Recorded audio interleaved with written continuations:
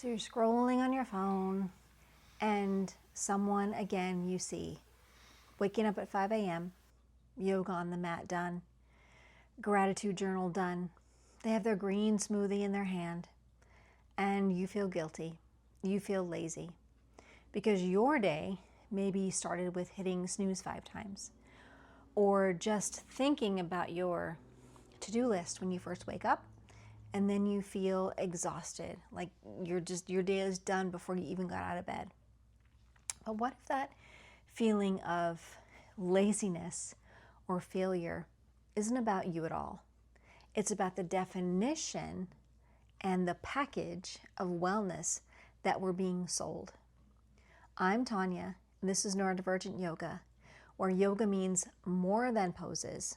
It's a way to build an honest relationship with your neurodivergent body, energy, attention, and real life. So here is the sometimes uncomfortable truth that a lot of this modern wellness culture that we are subjected to is just a version of toxic productivity in very tight yoga pants. And it shames us as neurodivergent people because we are wired differently. We know this. And the message for too long to us has been that all we need to do is just try harder, be more disciplined. We just need to find that right, 5 or 10 step routine we have to do in the morning. And then we can optimize and hack our way into having this better life somehow. But we know not all humans have the same operating system. So for those of us with ADHD, autism, or any sort of neurodivergence or brain or body that doesn't fit this mold that that's being sold to us, this pressure to perform at a constant, steady pace, it's not just unhelpful, it's actually really, really harmful. So let's talk about how wellness became productivity's kind of best friend. These guys are best buds, they are linked. And what that combination, how that combination shames the very, very normal energy cycles of our neurodivergent brains and bodies. So we live in this cult of constant output and productivity, right? This culture that tells us over and over again that our worth is equal to our output, what we can do, what we can offer, what we can produce. Being busy is like a badge of honor that we're supposed to wear. Every moment should be optimized. And maybe this started in the corporate world, but it has now crept into every single corner of our lives. And this mindset is built for neurotypical linear energy, right? The 9 to 5, the assumption of consistency, doing the same thing at the same time every day. These were designed or developed for nervous systems that have the capacity to show up the same way every day. Neurodivergent energy is not linear, it's dynamic, right? So for many of us with ADHD, our focus isn't a steady stream, right? It's a floodlight. So when our interest turns on something and the sparks start going, this one thing gets all the attention. It's brighter than, noticing our hunger cues. We lose track of time. We even lose track of, when it's time to get up and move our bodies. Hyperfocus is that powerful and costly, as we know. For autistic people, of course, energy has real limits. Spoon theory, which started in the chronic illness community, helps to really name this. Sensory input, transitions, masking, these things can drain energy so much faster than other people can realize or understand. And then it creates this cycle of kind of like boom, then bust, right? Because we push really, really hard when the energy is there. We're excited we have the energy to do the thing. But then the body, of course, is going to demand recovery. And then simple things will feel really impossible for us. Wellness culture, productivity culture calls this inconsistency or lack of discipline. I call that bullshit, because for us, it's a capacity issue. The problem isn't that we need to try harder at self-care. The problem is that so much wellness advice is telling us that steady output, right, is how we become better. And then from there, self-care just becomes another job, right, that we have to do. And wellness is supposed to be the antidote to all of this, right? Having more balance, being able to listen to your body, all of these things, stop to take a breath.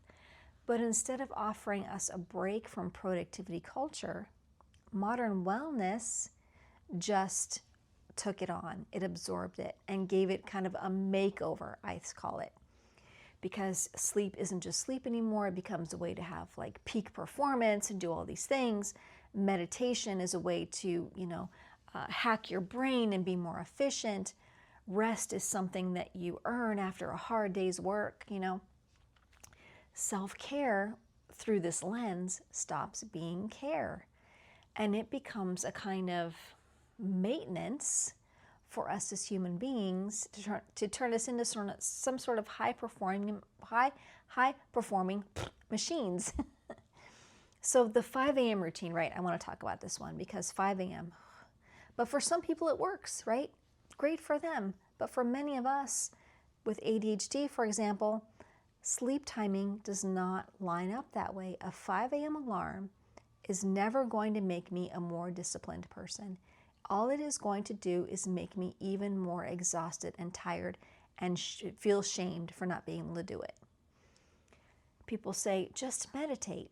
Yes, meditate. It's a beautiful thing. But sitting still in silence on a cushion is not going to work for everybody. There are so many other ways to find space in your mind to feel better. The planners, the trackers, all of these things, useful tools for many people, of course. But for other people, like me and maybe you, a graveyard of unfinished, really good intentions. The tools are not the problem. I'm not blaming the tools. The problem is selling one way as the only way or the best way. Because when it doesn't work for us as neurodivergents, then we blame ourselves and we think that we are the ones doing something wrong. This is neurodivergent yoga, starting with our signals, learning and listening to what our body is telling us, improving that relationship, capacity before consistency, yoga as relationship with yourself. So what's really happening? What looks like laziness to the outside world is very often just your body needing recovery time, more recovery time than a neurotypical person. After masking, after hyperfocus, our system needs time to come down from that. From the outside, it might look like nothing is really happening, but on the inside, so much recovery, rest, and rejuvenation is taking place.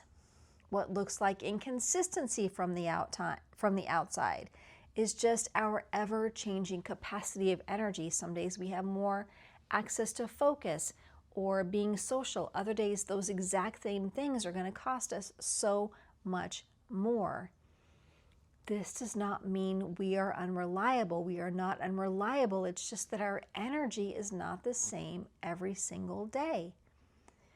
One of the ones that really gets me is what's called lack of discipline is so often executive dysfunction, because we can really want to do the thing. I can't even tell you how many times I want to do the thing and I'm still unable to begin or finish.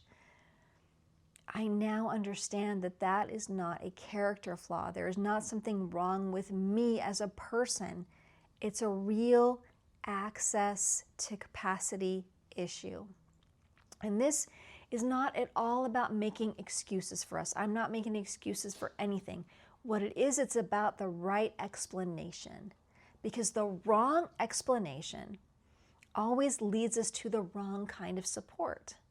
But when we can actually start to understand what's happening, when we can work with our signals, when we can start to understand them and tune into them, check our capacity, then we have the knowledge to choose the support that fits the moment we are in. So what actually does work? Here are some things. The first thing you can try is know your energy, not just your to-do list. Start to pay attention to when you feel most present, not the most productive. Start to notice your patterns and work with them instead of trying to put yourself into a rhythm that is not yours. Number 2, flexible rhythms over rigid routines. So a routine you can only do on your best day is not a routine. It's a setup for shame and guilt. Build containers that have flexibility for you in your life, not rigid systems that if you miss one step, everything is ruined. Third, rest is not a necessity. It's a necessity, it's not a reward. You don't have to earn your rest. Recovery is part of being human, and you are not a failure for needing rest. And rest looks like many different things besides sleep. 4, practice advocating for yourself. I know this can be hard, but when a wellness trend doesn't fit, trust that. Your nervous system knows things that your to-do list does not, right? Wellness shouldn't be another standard that you fail to meet. It shouldn't make you feel lazy or inconsistent or broken. If a wellness practice, I don't care what it is, if it's a yoga practice on the mat, if it's something else, whatever it is, if it leaves you feeling worse about yourself, it is not wellness. It is just more pressure on yourself. I are not a productivity problem to be solved. You are a whole person with a dynamic, beautiful, sometimes up and down nervous system, but that is not something to fix. It's just something that we can learn to work with. So if this video helped, share it with someone who needs to hear it, and tell me in the comments, what is one wellness trend that absolutely did not work for you? Let's talk about it, because when we talk about these things, when we bring them into the light, then we know that we are not alone. We are not failing. And I'll see you next time.